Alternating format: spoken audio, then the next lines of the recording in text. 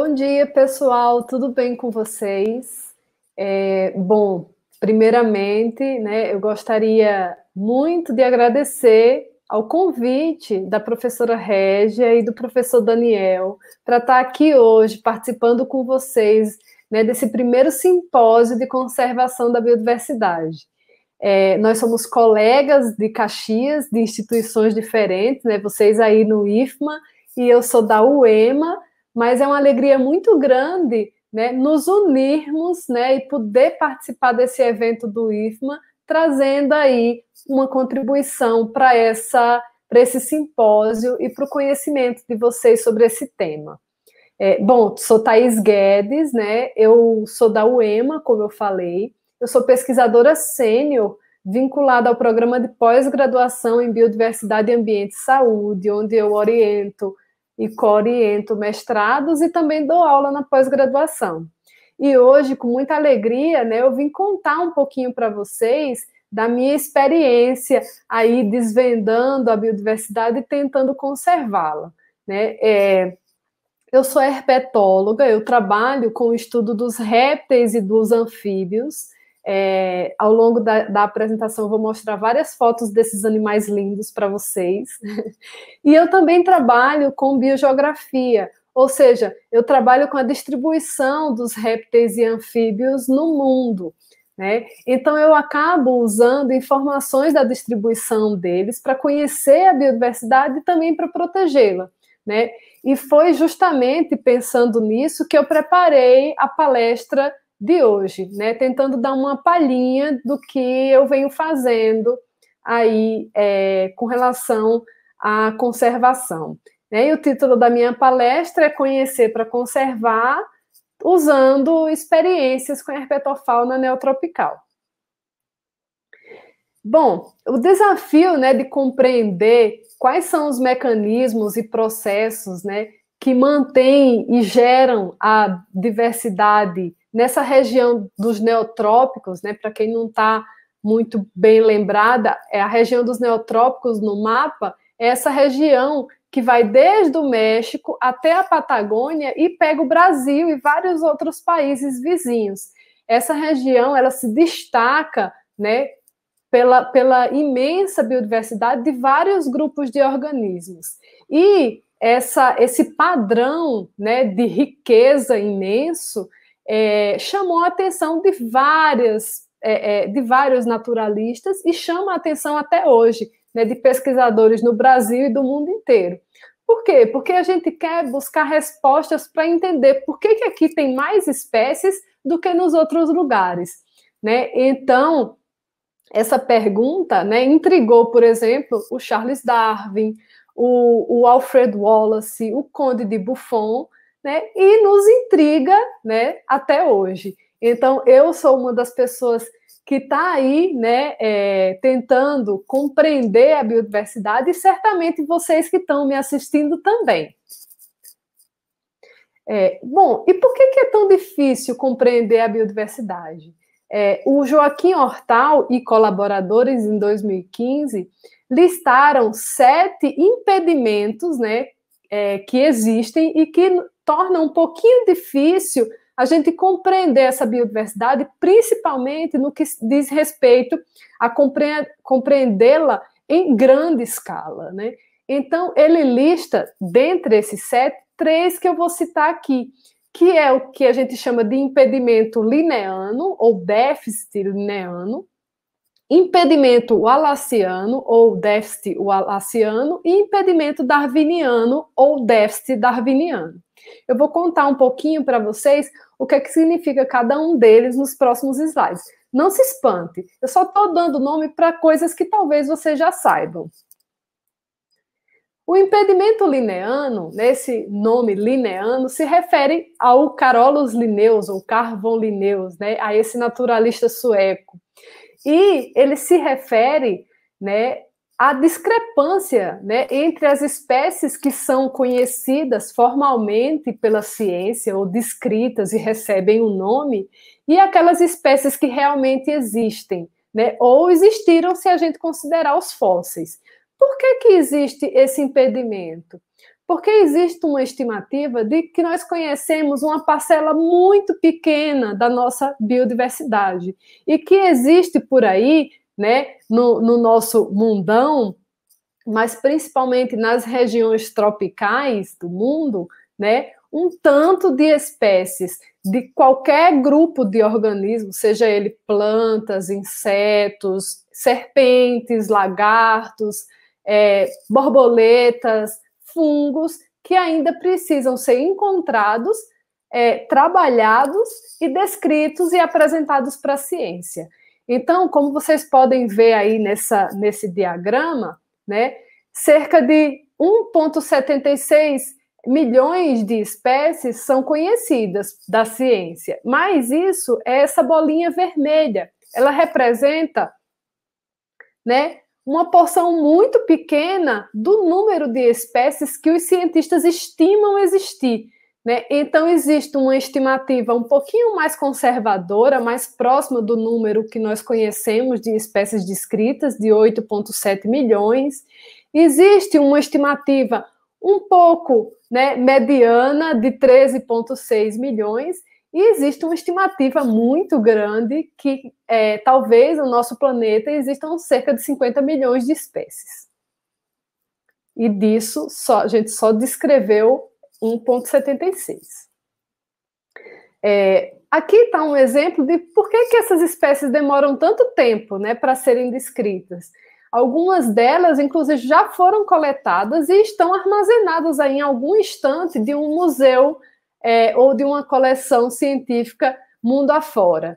Né? Então, um exemplo foi esse trabalho aí que saiu, se eu não me engano, faz mais ou menos um ano, né, de uma colega da Alemanha com uma colega brasileira e uma colega austríaca, e elas encontraram uma cobrinha muito pequenininha desse gênero Epixia, né, que estava tombada no Museu de História Natural de Viena há 100 anos. Então, ela havia sido coletada, estava lá na coleção há 100 anos, até que um pesquisador foi lá, encontrou, achou, né, morfologicamente algumas coisas diferentes, e hoje nós temos tecnologia para analisar esse material e poder descrevê-lo, né, como uma possível espécie nova, que foi esse caso.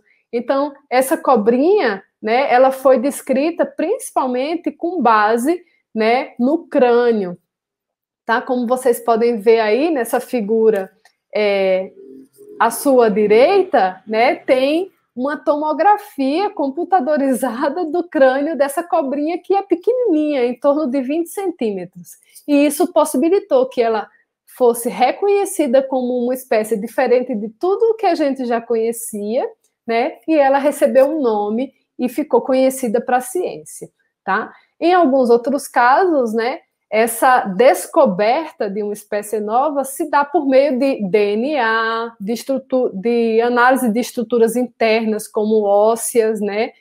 E nem sempre um CT scan, um aparelho de CT scan está disponível para a gente analisar essas estruturas. Então, descrever espécies novas, principalmente espécies que são muito parecidas com outras, que a gente chama de crípticas, é um processo bem demorado às vezes. O outro impedimento, né, desse conhecimento da biodiversidade se refere à relação entre as espécies, né, e remete ao Darwin, né, que foi quem escreveu, né, a teoria da seleção natural, né. Então, ela se refere ao conhecimento da árvore da vida, né? Ou seja, como as espécies estão relacionadas, quais são as características relacionadas, enfim. E um outro impedimento é o impedimento wallaciano, né? O terceiro impedimento que eu gostaria de falar para vocês, e recebeu esse nome em homenagem ao Alfred Wallace, que era apaixonado por mapas, né? Desenhou vários mapas que são válidos até hoje, né, de regionalização, por exemplo, o nome região neotropical, né, foi o Wallace que firmou, né, essa região, né, e e ele é o pai da biogeografia, inclusive, né? Então, esse impedimento, ele se refere à falta de conhecimento sobre da distribuição das espécies, mesmo aquelas espécies que já são conhecidas e descritas, né? Então, a gente não sabe onde elas ocorrem. Então, como vocês podem ver aí, eu coloquei um exemplo dessa pererequinha verdinha com as coxas alaranjadas, né?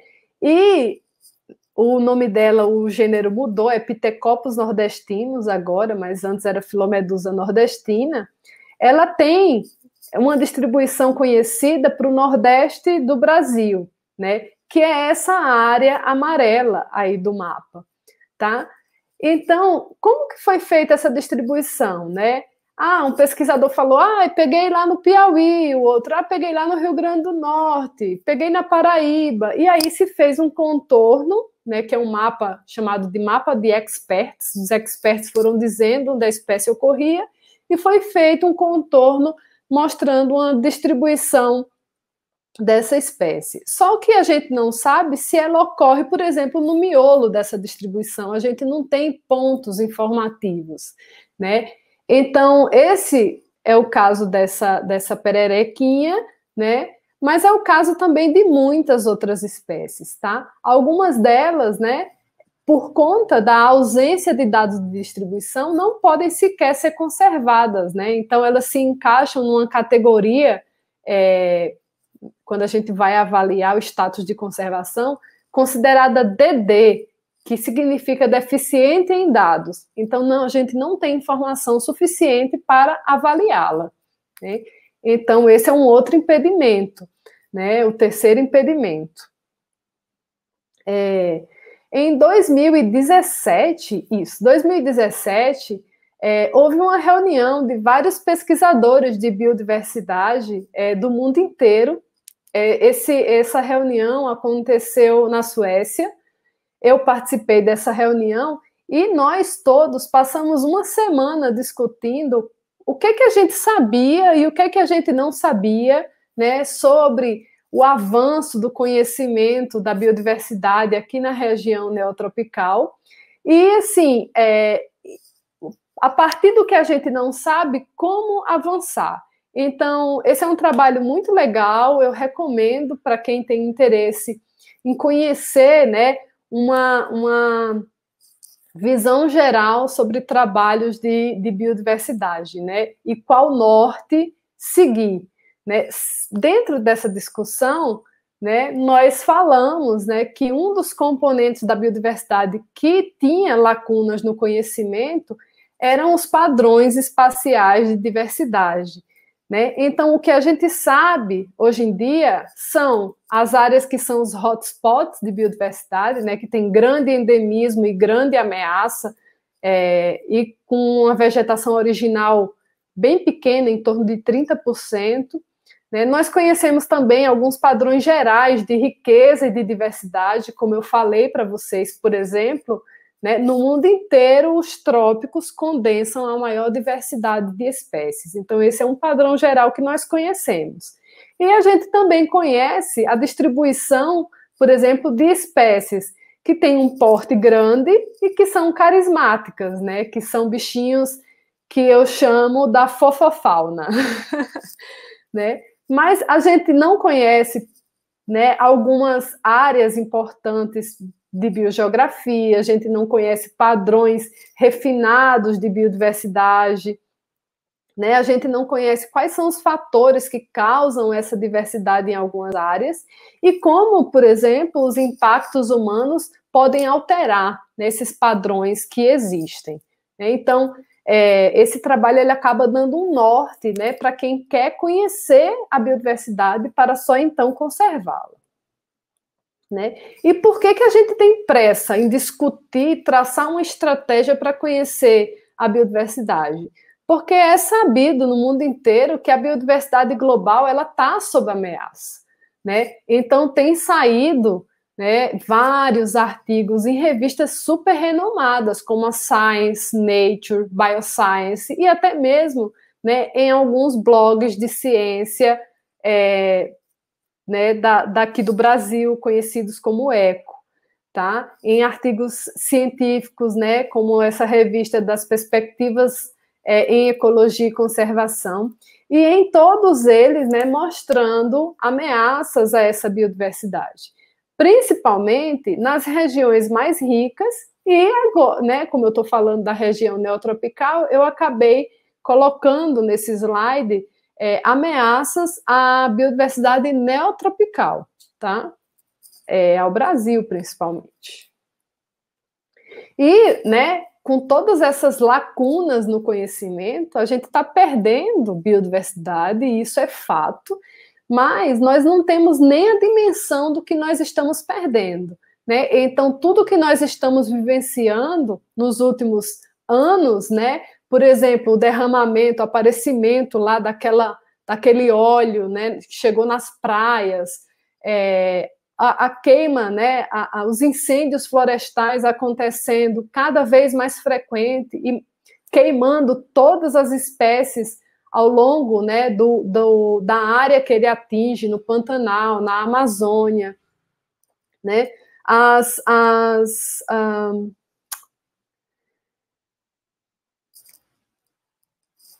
o que aconteceu, né, as tragédias ambientais que aconteceram, por exemplo, em Mariana, em Brumadinho, fugiu o nome agora né, de ação de mineradoras e tal. O avanço, né, da agropecuária destruindo também as nossas áreas de vegetação natural. Então, tudo isso tem causado perda de hábitat, né? E perda de hábitat é reconhecido pela IUCN como a principal causa de perda de biodiversidade. Ou seja, se a gente destrói a casa dos animais e das plantas, os animais e as plantas, né, e fungos e tudo mais, deixam de existir, não tem mais casa para elas, né? E, né, mais um artigo que saiu aí no final de 2019 falando, né, sobre essa ameaça, saiu nessa revista prestigiada, né, Journal of Applied Ecology, né, mostrando que muito dessa ameaça também está ligada, né, a um clima, né, de medo, né, que tem se instalado sobre a ciência, sobre a academia e até sobre a liberdade pessoal, né? Então tem mostrado alguns países onde essa ameaça global, né, ela vem, né, de uma conduta política, tá? Obviamente, Brasil e Estados Unidos, né, ganharam um espaço muito importante nesse paper, que eu recomendo vocês lerem. E o que a gente precisa, né, para conhecer a biodiversidade, a sua distribuição, para fazer bases, né, de informação efetivas para a gente priorizar e proteger a nossa biodiversidade? A gente precisa de financiamento, né?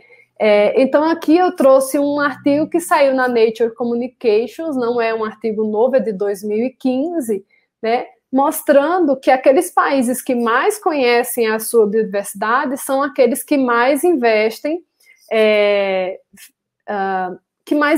em ciência, né, com relação à renda per capita, ao PIB, tá? Então, nesse gráfico, nesse mapa, né, no mapa na esquerda, a gente vai vendo que quanto mais perto do azul, menos completo é a nossa informação. Então, está o Brasil aí bem perto de zero, né? E quanto mais próximo do vermelho, né, mais completo é o conhecimento sobre a biodiversidade. Então, nesse ponto se destaca bastante alguns países da Europa. E aí, em contrapartida, né, no gráfico B, né, do lado direito, a gente consegue ver, né, os países que têm uma porcentagem melhor de conhecimento e ver o quanto que ele investe de renda per capita, né? Então, por exemplo, né, vocês estão vendo aí o USA, né, que são os Estados Unidos, que tem cerca de 80%, né, da sua biodiversidade conhecida, porque ele investe, né, bastante do PIB no conhecimento dessa biodiversidade. E assim estão outros países, como o Canadá, Austrália, Israel, né, enfim. E o Brasil, ele está aí meio no meio, mas com conhecimento da biodiversidade que chega em torno de uns 20%, mais ou menos. Bom, por que a gente fala, né, de investimento? Porque conhecer a biodiversidade em larga escala para só assim entendê-la e conservá-la de uma forma eficiente requer, né, muitos dados, requer muito tempo de pesquisa, tá? Então, ele é um processo contínuo, meio que seguindo esse ciclo que eu apresento aí para vocês. Ele envolve, por exemplo, muito trabalho de campo, né, de você ir em áreas remotas e coletar material. Ele envolve também você viajar e visitar várias coleções biológicas e museus de história natural. Isso eu estou falando para mim, né, que trabalho com animais, mas para quem trabalha com plantas, né, visitar herbários, por exemplo, e reunir informações. Como eu apresentei no começo, né, no impedimento lineano, tem muito material muito interessante, único, que já foi coletado e está em alguns desses museus na estante esperando ser examinado, né? Também requer muito tempo de literatura científica e conhecimento taxonômico. Também, né, o uso de bases de dados, né, públicas como GBIF, dados de IUCN, Species-Link, né, coletar essas informações, triar, filtrar, ver o que está em bom, que é uma informação completa, o que é que não presta para ser incorporado, porque a gente quer tudo com base em informações robustas. E envolve, né, todo um trabalho de mapeamento, seja com dados brutos, com geração de modelos de predição, de distribuição, e, obviamente, né, muito disso com um suporte de dados de filogenia, filogeografia, enfim. É um trabalho que não para, né, é um trabalho que um campo desses abastece o outro, e é um trabalho contínuo, tá?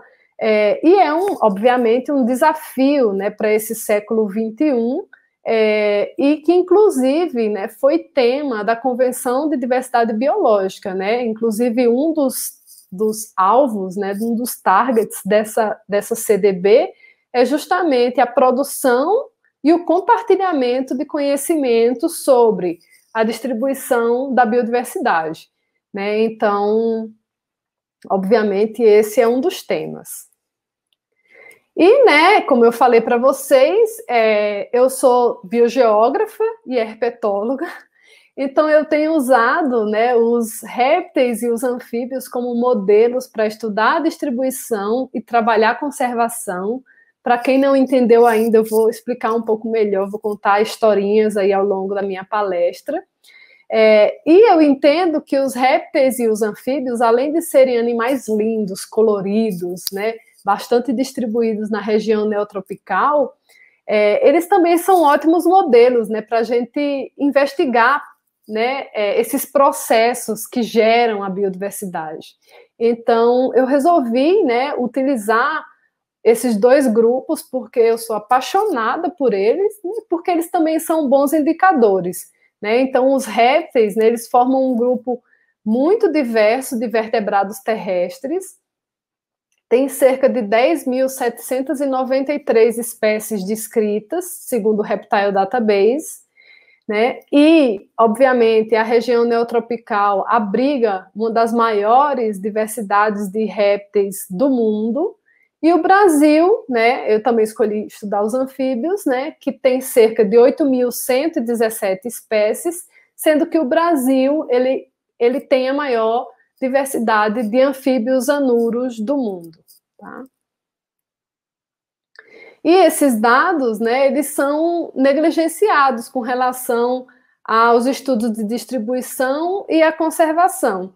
Então, 20%, né, dos répteis, eles são conhecidos como deficientes em dados, e cerca de 24% dos anfíbios, né, também são considerados como deficientes em dados nessas categorias aí da IUCN, né, para avaliação do status de conservação, tá? Então, Dedê é um animal é uma espécie que a gente não tem informação nenhuma, né? E aí ela pode não estar ameaçada, mas ela pode estar ameaçada também. E esse é um risco, né? Porque como ela não é avaliada, ela pode ir de um extremo a outro, né? Além do DD, nós temos categorias que são menos preocupantes, nós temos categorias também de extinção, de níveis de extinção, né? Extinto na natureza, criticamente ameaçado, extinto totalmente, vulnerável, perto de ameaçado. Então, tudo isso é avaliado, eu vou falar um pouquinho para vocês,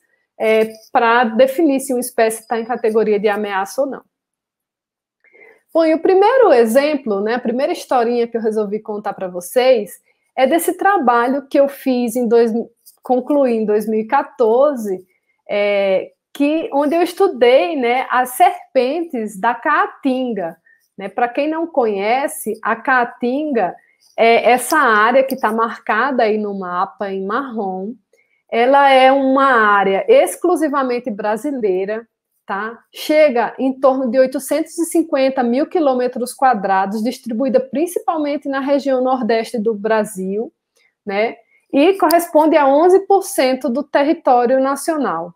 Ela é uma das regiões que é menos estudadas, né, dentro dessa região neotropical, e ao passo que ela também é uma das mais degradadas e mais negligenciadas com relação à sua conservação. Ela é conhecida, né, por algumas características nessa região natural da Caatinga, como as elevadas temperaturas, né, a média anual é muito elevada, como vocês podem estar vendo nesse mapa à esquerda, né, mostra que a temperatura média anual é em torno de 27 graus, tá? A média, né? Só que a máxima, ela passa dos 40, tá? As chuvas, elas são escassas e irregulares, que é o que eu tentei reproduzir nesse mapinha logo abaixo, né? Como vocês podem ver, a precipitação média anual é muito pequena, em torno de 250 milímetros por ano, tá? E lembrando, né, que tem algumas áreas da Caatinga que chove 0 milímetros, né, ao longo do ano, tá? E essas chuvas, elas são irregulares ao longo do ano e também dos anos. A Caatinga também apresenta uma baixa umidade relativa do ar, baixa nebulosidade, uma elevada radiação solar, e os cursos de rios, né, eles são sazonais. No período chuvoso eles estão lá, existem, e no período da seca eles desaparecem, né, fica só o leito do rio seco.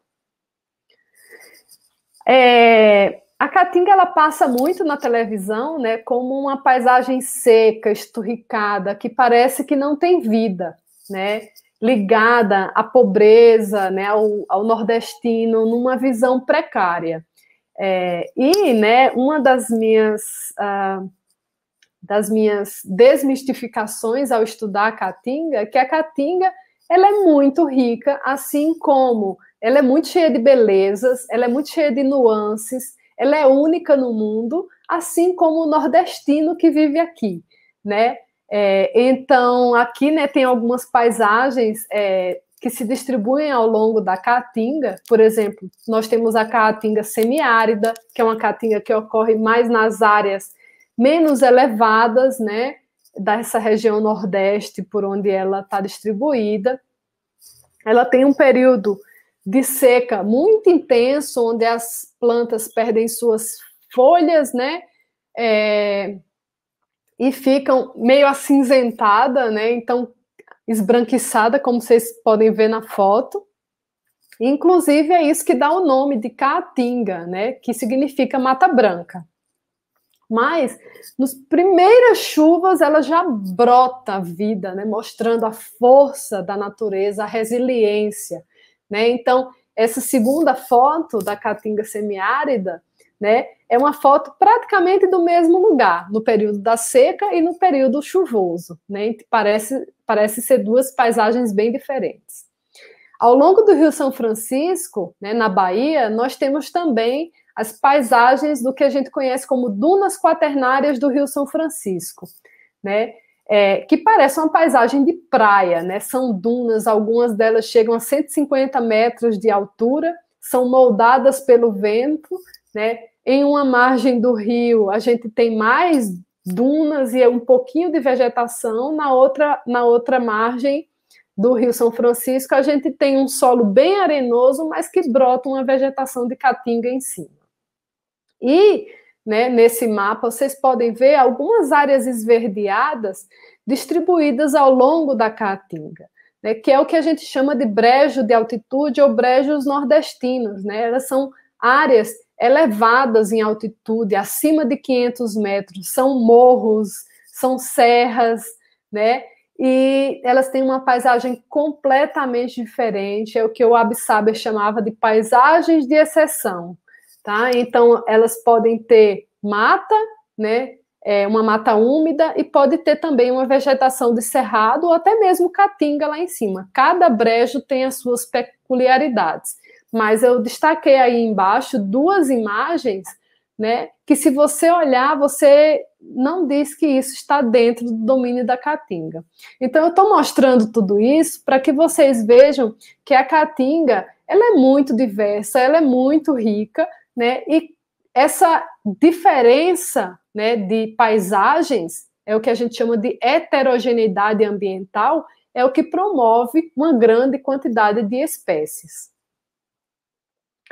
Muitos naturalistas, né, passaram pela caatinga, fizeram suas coletas zoológicas ao longo do tempo, né, começando lá os primeiros registros em 1638 com o George McGrath, o Carolus Linnaeus, né, que descreveu a nossa jiboia, por exemplo, em 1757, 58. O príncipe de Wied-Neuwied, né, também esteve aqui, os naturalistas Spix e Marcius, o Johann Natter, né, esse naturalista austríaco, todos passaram em algum momento, né, pela Caatinga. Inclusive, o Natter morou aqui por 18 anos, tá? Coletando informações, né, e levou uma grande quantidade de informações para a Alemanha. É o que está tombado hoje no Museu de Munique. Já mais voltado mais para os estudos dos répteis e anfíbios, né, nós temos aí 3 herpetólogos que são destaque no estudo desses animais na Caatinga, né? O Paulo Emílio Vanzolini, em 1970, escreveu esse livro que chama Répteis das Caatingas, né? Ele entendia que caatingas tinha que ser plural porque mostrava essa heterogeneidade, e publicou esse livro. Em 80, né, o Laurie Veitch, que é inclusive coautor desse livro do Paulo Emílio Vanzolini, mas o Paulo Emílio Vanzolini era muito mais taxonomia, e o Laurie Veitch muito mais ecologia. Ele morou, inclusive, 2 anos no município, na cidade de Exu, né, no sertão de Pernambuco. E o Miguel Trefort Rodrigues, que é professor da USP, que fez uma série de pesquisas a partir da década de 90, né, e publicou uma série de trabalhos, mas dentre eles esse livro, que é uma síntese, chama Ecologia e Conservação da Caatinga, foi lançado em 2003, e que tem um capítulo só sobre a herpetofauna, tá? E nesse trabalho ele lista que para essa região da Caatinga são conhecidas 50 espécies de cobras. Ele não fala se tem uma espécie endêmica, ele cita no geral que os endemismos, né, espécies únicas, elas estão nas dunas do São Francisco e nos brejos nordestinos, e ele reuniu dados de 78 municípios. Bom, quando eu comecei o meu doutorado, né, eu sou paraibana, e eu fui fazer o meu doutorado em São Paulo, no Instituto Butantan. Quem me orientou foi o professor Dr. Otávio Marques. E eu cheguei lá com a minha cabeça cheia de perguntas. Eu só sabia que eu queria estudar serpentes da Caatinga. E ele, tá, mas você quer estudar o quê? E eu falei, olha, eu não sei quantas espécies ocorrem na Caatinga, não sei quais são essas espécies, não sei como elas estão distribuídas, se existem, né, espécies que só ocorrem na Caatinga, quantas são, quais são, se elas estão distribuídas, né, se, por exemplo, uma espécie que é da Caatinga se distribui ao longo de toda a área da Caatinga ou se elas estão em algumas regiões restritas, né? E também não sei, né, quais seriam aquelas mais importantes e urgentes para a gente mencionar, né, para serem conservadas. Aí ele falou assim, realmente sua cabeça está cheia de perguntas e a gente vai respondê-las no seu doutorado. E aí eu comecei o meu doutorado com a cabeça cheia de perguntas e tentando responder. Para responder essas perguntas, né, infelizmente, eu adoro ir para o campo, mas nesse caso, para reunir uma maior quantidade de informações, eu fui nos museus, né, nas coleções científicas Brasil afora. Então, eu estive em várias coleções e museus, em torno de 17 instituições. Nós analisamos dados de 500 municípios, mapeamos a distribuição geográfica das espécies, levantamos informações de história natural para tentar indicar, né, áreas que sejam importantes para a conservação.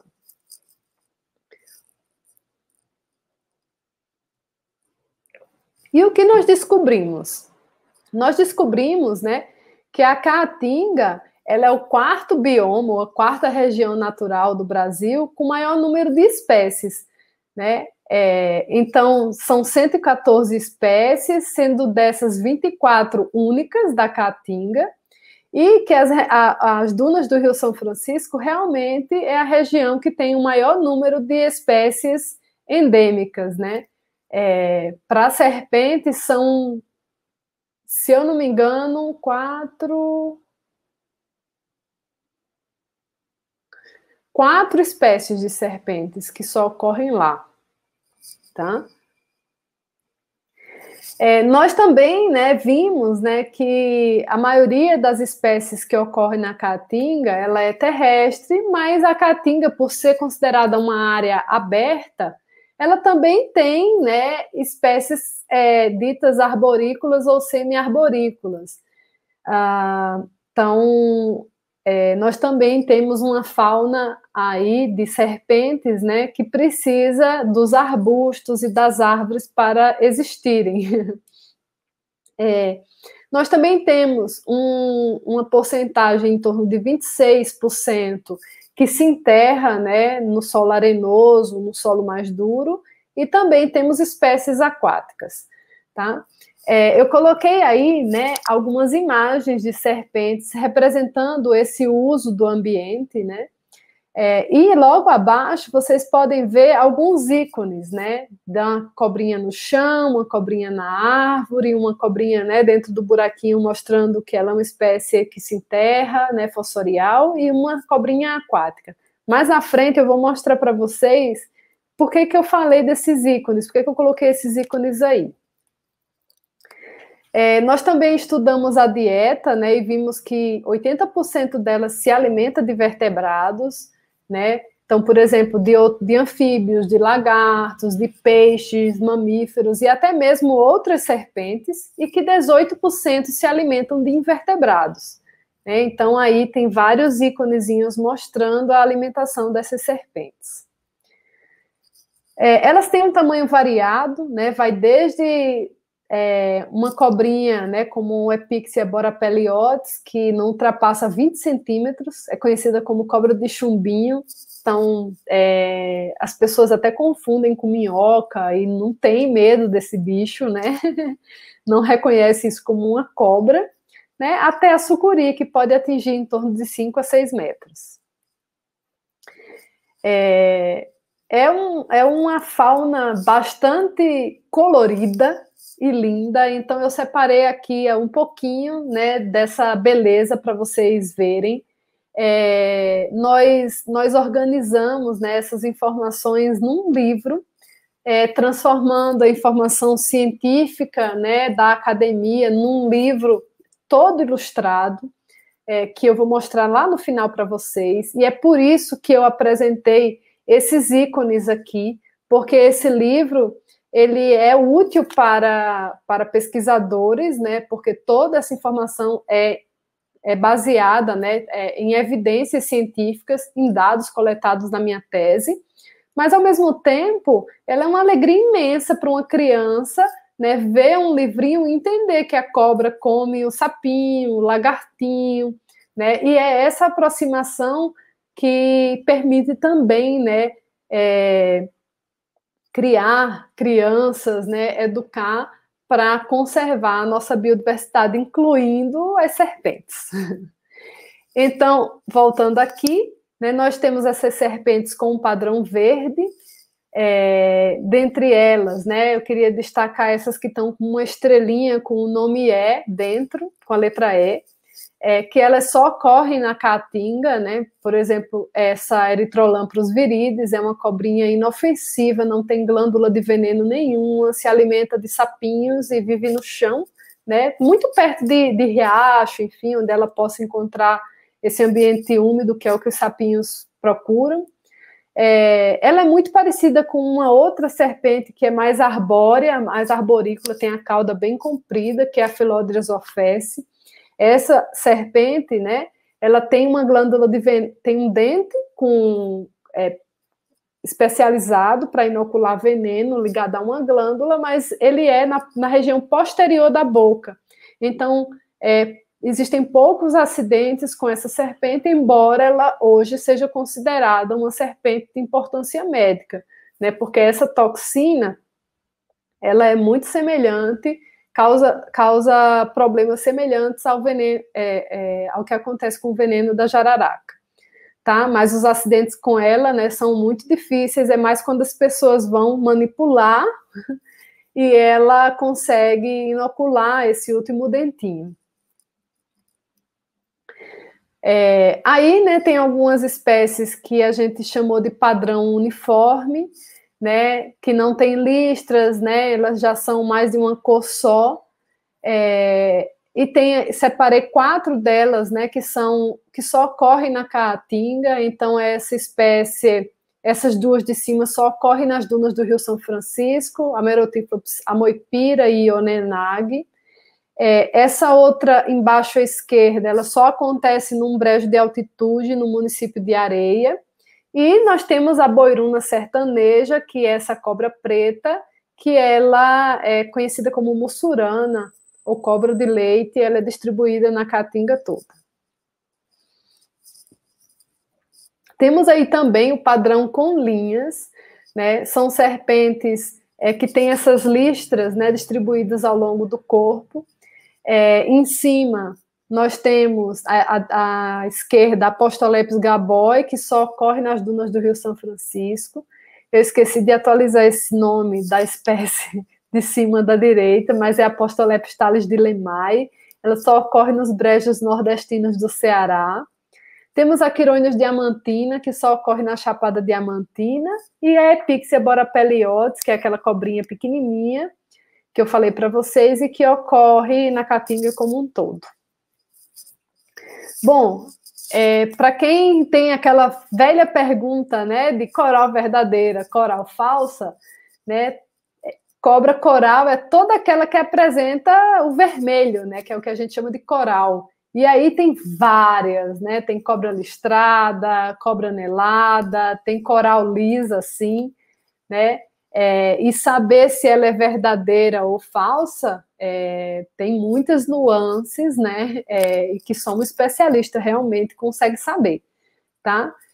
Bom, e aí, né, eu coloquei para vocês Apostolepis arenaria e Rodrigues of Chuí, que são duas cobrinhas que ocorrem também nas dunas do Rio São Francisco, Micrurus e Biboboca, que é a coral verdadeira da caatinga, né, por isso que ela está aí com essa caveirinha, né, mostrando que é uma serpente de importância médica, e uma outra, Rodriguesopsis iglesias, que distribui entre Caatinga e Cerrado. Aqui, né, as espécies com padrão manchado ou variegado, como nós chamamos, tá? Também coloquei aí 3 espécies que são endêmicas, né, que é a Tractus rhone, também dos brejos nordestinos do Ceará, que são brejos bastante estudados. Nós temos a Botrops erythromelas, que é a jararaca da seca, tá vendo a caveirinha ali, que ela é uma serpente de importância médica. Nós temos a Taminoninastis fênix, né, que ela é uma serpente muito parecida com a jararaca, mas ela não é considerada de importância médica, embora o caso dela seja semelhante àquele caso que eu falei para vocês, daquela cobra verde, que tem aquele dentinho atrás aqui da boca, né, muito semelhante. E nós temos a cascavel, né, Crotalus duriçus, que também é uma serpente de importância médica, que são só alguns exemplos para vocês verem aí o colorido, né, desses animais. Né, várias das serpentes da caatinga estão sob ameaça, né? Aí, por exemplo, nós temos 5 espécies que só ocorrem na caatinga e estão em categorias de ameaça, segundo a IUCN. Né? E muitos desses dados do meu doutorado, eles têm sido utilizados desde 2012, desde antes de eu defender meu doutorado, né, pelo ICMBio, né, eles foram cedidos para o ICMBio para que a gente pudesse entender, né, quais espécies estavam ameaçadas, quais delas se encaixavam em categorias de ameaça. Né, para quem não conhece, esses são os bastidores dessas reuniões, né, dessas oficinas de avaliação de serpentes ameaçadas, tá, que reúne pesquisadores aí do Brasil inteiro, especialistas em várias espécies e regiões, e são feitas várias reuniões, várias análises de mapeamento, né, tanto da distribuição da espécie quanto da ameaça, para entender se aquela espécie está ou não vulnerável e em qual grau de vulnerabilidade ela está. Aqui, né, só um exemplo é de uma espécie não ameaçada, que é a jararaca da seca, para vocês entenderem.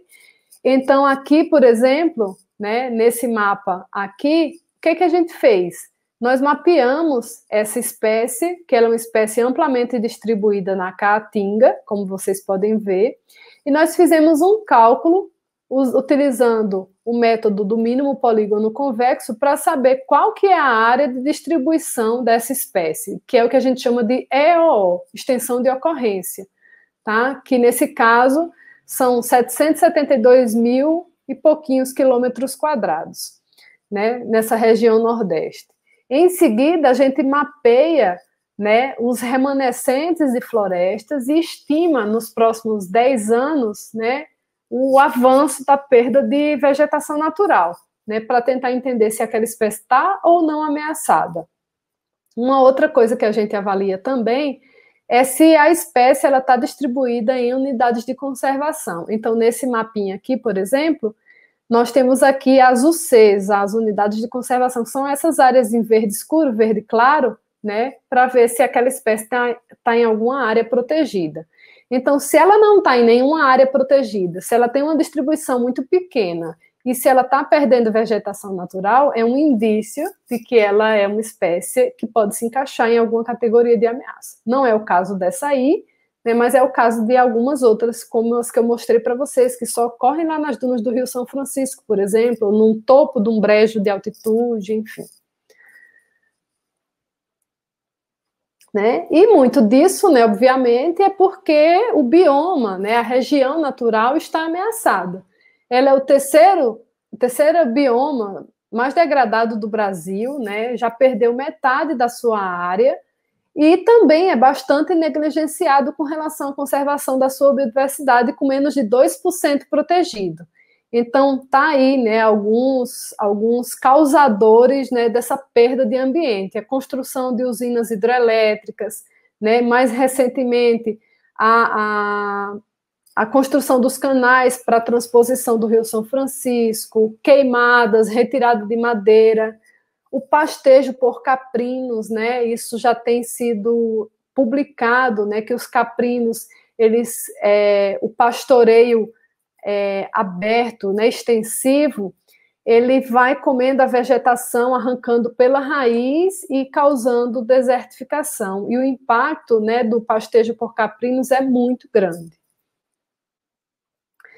Bom, e nesse artigo aqui, né, nós usamos os dados de distribuição das serpentes para tentar ver quais eram as áreas, né, que deveriam ser prioritárias para conservação e se elas estavam ou não bem conservadas. Então, nós encontramos aí, né, todas essas áreas como áreas únicas, né, de importância para a conservação, algumas áreas pequenas, aqui as dunas do São Francisco, os brejos nordestinos, aqui algumas outras regiões, né, algumas regiões, né, se referindo às espécies endêmicas mais amplas, tá? Eu não vou entrar em detalhes na análise que foi feita, mas quem tiver interesse, obviamente, pode me escrever.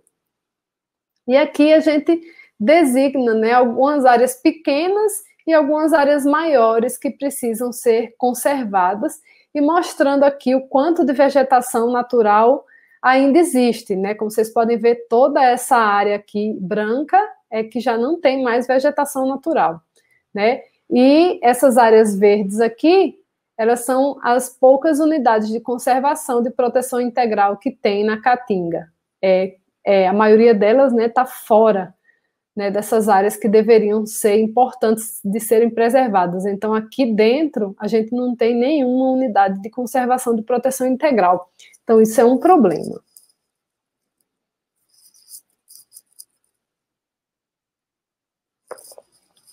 Saindo das cobrinhas e indo para os sapinhos,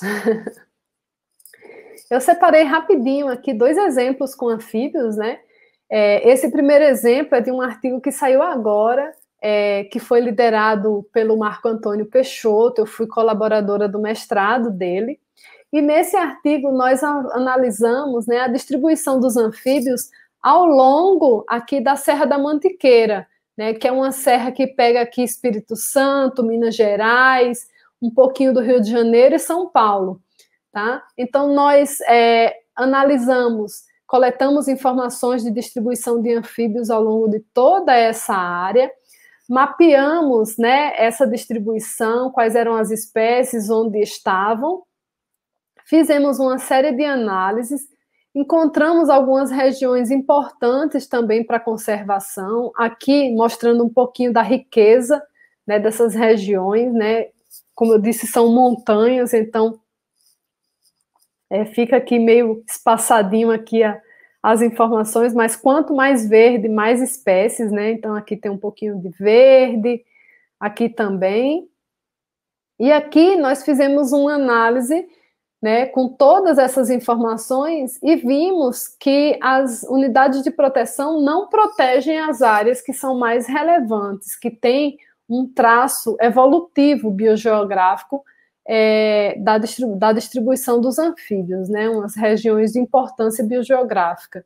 Então, é mais uma área, né, que tem unidade de conservação, só que ela não é efetiva. Então, a gente acabou usando, né, uma série de análises para mostrar para o poder público, né, que a gente poderia conservar melhor, né? Infelizmente, não é tão fácil assim, né, de tornar essa ação, esse sonho, né, essa análise, esse trabalho, uma ação efetiva para a criação de unidade de conservação, mas a função do cientista é informar, né? Então, isso foi informado através dessa publicação.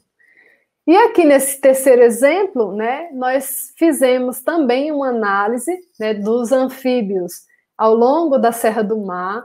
Esse trabalho ele saiu, né, num capítulo desse livro, Neotropical Diversification Patterns and Process.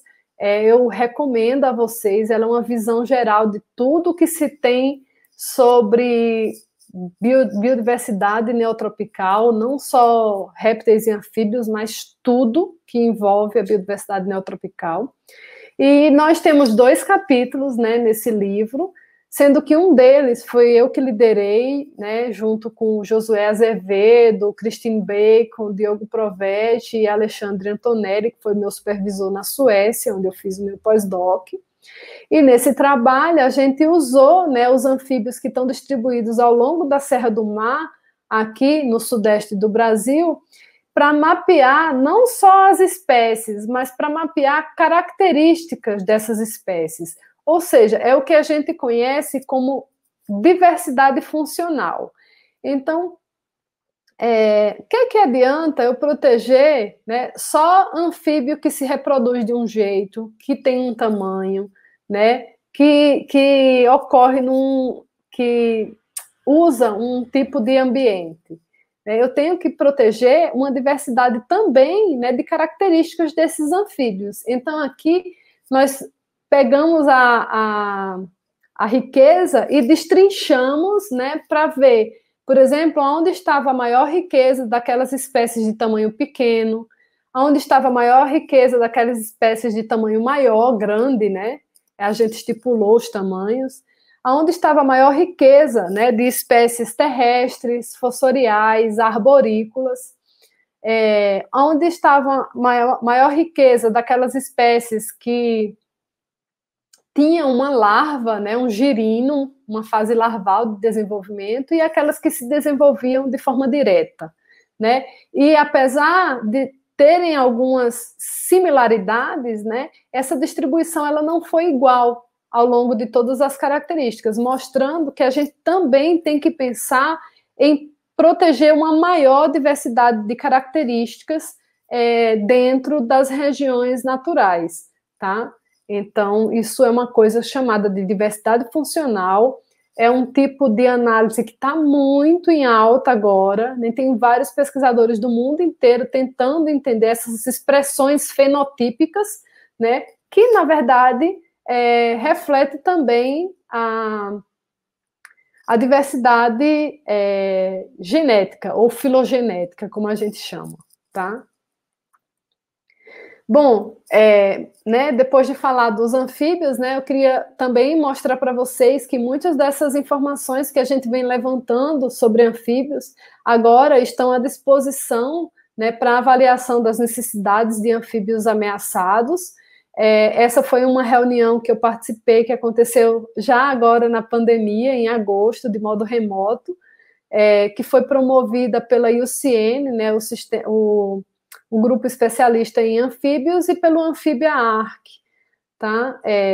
E meio que dirigida pelo Instituto Boitatá, que é uma ONG.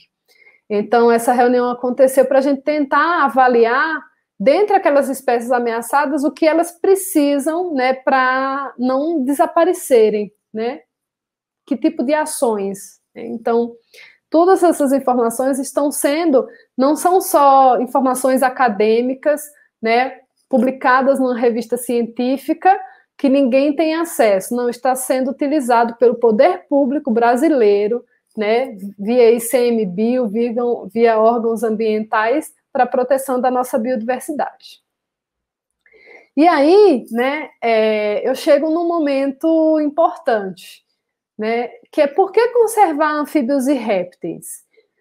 E eu resolvi colocar essa imagem aí, né, porque uma das coisas que a gente mais tem ouvido falar é que as universidades, né, as instituições de pesquisa do Brasil estão usando dinheiro para pesquisas desnecessárias, né? Então, quem não é biólogo, né, quem está lá numa grande cidade, nunca viu a biodiversidade de perto, está falando assim, eu estou pagando imposto para financiar esse tipo de trabalho, nem anfíbio e réptil, nem de anfíbio e de réptil eu gosto, por mim poderia desaparecer tudo.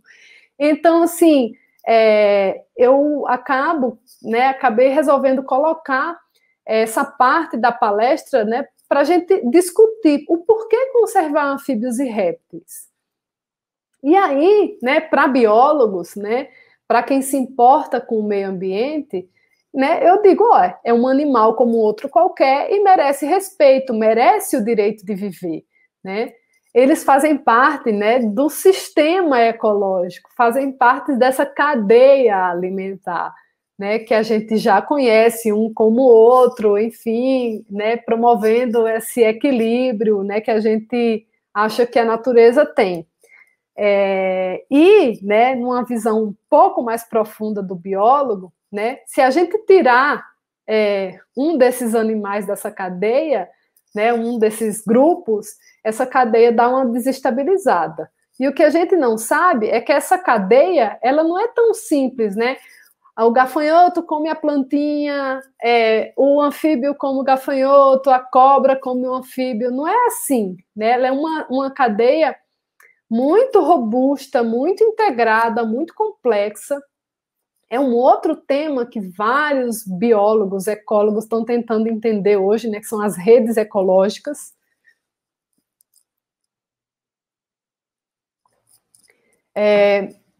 E a gente não sabe se a gente tirar uma pecinha dessa rede ecológica, como ela desequilibra, tá? Então nós estamos hoje, né, nesse nosso momento no mundo, vivendo uma situação que é causada por desequilíbrio ambiental, né? Então, o que acontece se a gente tirar, por exemplo, se a gente extinguir todos os anfíbios, ou se a gente extinguir todas as espécies de serpentes? Então, a gente não sabe que tipo de desequilíbrio isso vai causar. Mas, né, para quem não é biólogo, é muito difícil vender esse peixe. Eles são parte da natureza, respeite a natureza. Então, a gente tem que ir por um outro caminho, né? Todo mundo sabe, né, que as serpentes, né, algumas espécies, no Brasil são 66 espécies, são consideradas peçonhentas de importância médica, porque elas têm glândulas que produzem venenos, né, secreções tóxicas, né? E aí nós também sabemos que algumas espécies de anfíbios anuros, né, também apresentam toxinas importantes na sua pele, né? Esse aqui, por exemplo, é o sapo cururu, as toxinas dele estão concentradas, né, em duas glândulas atrás dos olhos, né? Que são as glândulas paratóides, né? Que se apertadas gera esse jato, né? Como a gente conhece, mas só se apertadas, tá? E aí eu acabo usando esse artifício, né? Desses organismos produzirem toxinas para mostrar para os seres humanos como essas toxinas podem ser usadas para melhorar a qualidade de vida e para salvar vidas. Então, né, indo nessa direção de que todo organismo, né, precisa oferecer alguma coisa ao ser humano para ter o direito de viver, a gente acaba dizendo que as serpentes, né, elas têm um papel importante, porque elas se alimentam de roedores que, por sua vez, comem sementes, né, e elas acabam sendo, né, como dispersoras secundárias de sementes. Também atuam como controladoras de pragas, né, que são transmissoras de doenças, ao controlar a população desses roedores, por exemplo. Que o veneno, né, de algumas espécies tem potencial farmacêutico. Então, por exemplo, o veneno da jararaca, ele compõe o princípio ativo do remédio, que é o remédio mais usado no mundo para controlar a pressão arterial, que é o captopril, tá? Que, inclusive, quem tem pessoas mais velhas em casa, tem problema de pressão, dá uma olhadinha lá se ela toma captopril, né? Que foi idealizado e fabricado muito tempo a partir do veneno da jararaca. Hoje, se eu não me engano, ele já é fabricado a partir de composto sintético, mas feito, inspirado, né, no veneno da jararaca, quimicamente, né? Ainda sobre o veneno da jararaca, né, ela é utilizada como base, né, para o adesivo e para a cola cirúrgica. Então, foi primeiro testado, né, para reduzir cicatrizes, né, queloides em partos cesarianos, né, diminuindo o desconforto em mulheres. E hoje em dia essa cola cirúrgica ela é usada em muitas situações. Em casos de acidentes, né, automobilísticos que geram cicatrizes, em casos de cirurgia plástica, né, em casos, inclusive, de cateterismo, né, onde é feita aquela incisão na artéria femoral, né, para inserção do catéter, e aí, ao invés de fazer ponto, eles usam essa cola cirúrgica. Então, isso são só algumas aplicações, mas tem uso até veterinário dessa cola cirúrgica. E é tudo isso feito com veneno da jararaca. Já o veneno da cascavel, ele está sendo testado, né, e já se viu que ele é um analgésico muito potente, que também, né, pode ser usado para tratar a dor, né, de pacientes terminais com câncer. Esse é o veneno da cascavel. E, né, dentro desse estudo, usando o veneno da cascavel para diminuir tumores, que eles descobriram que ele também é um analgésico, nesse outro trabalho, liderado pelo Marcelo e com várias outras colaboradoras, se viu que, além de reduzir os tumores, né, cancerígenos, ele também diminui a porcentagem de gordura em camundongos. Então, fica aí, né, o meu questionamento. Será que o veneno da cascavel ele poderá, algum dia, ser usado como um medicamento para a obesidade, né, que nós estamos hoje numa sociedade, né, com maior número de obesos, com um número muito maior de obesos, né? Então, será que a solução para essa questão pode vir do veneno da cascavel? Né? Tomara que sim. Os anfíbios também, né? Então, tem espécies de anfíbios sendo testadas, né? Os compostos químicos produzidos na pele sendo testados como analgésicos, como antimicrobianos, né? Tem aquela pererequinha verde que eu mostrei para vocês, que ela também age, né, contra a leishmania e o trypanosoma cruzi, então pode ser um agente, né, que pode ajudar no tratamento e cura, né, em casos de infectados dessas duas, da leishmaniose e da doença de Chagas, tá? Tem também, né, o uso, né, o teste, né, da aplicação dessas substâncias de anfíbios para aquelas úlceras, né, que são feitas nos pés em casos de pessoas que são diabéticas, né? Então, assim, tem uma série de aplicações e que a gente precisa explorar. Por isso que toda vez que eu vejo, né, a nossa biodiversidade queimando, eu vejo como se estivesse colocando fogo numa farmácia com um potencial farmacêutico, aplicacional muito grande, né, que pode ter a cura para diversas doenças, mas que a gente ainda não conseguiu estudar. Né? Será que a cura para a AIDS está ali sendo queimada e a gente não sabe? Será que a cura para câncer está sendo lá queimada e a gente não sabe? Será que a cura para o coronavírus está lá em alguma planta, né, que produz um enzima especial e a gente não sabe? Então, é isso. Né? E isso que eu estou falando, dessas aplicações, são de poucas espécies, né, de anfíbios e répteis que são estudadas, né? Em torno de 20% só da nossa fauna de anfíbios e répteis, ela tem sido estudada sob o ponto de vista de bioprospecção, né, que a gente chama. E para cobras, né, os grupos mais estudados são aqueles que se alimentam principalmente de roedores, como vocês podem ver nessas imagens, né, a jararaca e a cascavel. E aí, o que a gente pode esperar, né, de serpentes, por exemplo, que se alimentam de outras serpentes, ou de serpentes que se alimentam de invertebrados como aranhas? O que será que tem, né, de constituinte na composição desses venenos que a gente pode utilizar a nosso favor? A gente não sabe ainda. E aí, né, eu queria terminar já caminhando para terminar a minha palestra, né, dizendo que muitas dessas informações sobre as serpentes da Caatinga, hoje elas estão condensadas nesse livrinho, né, que, como eu falei para vocês, é um livrinho ilustrado, é um guia ilustrado.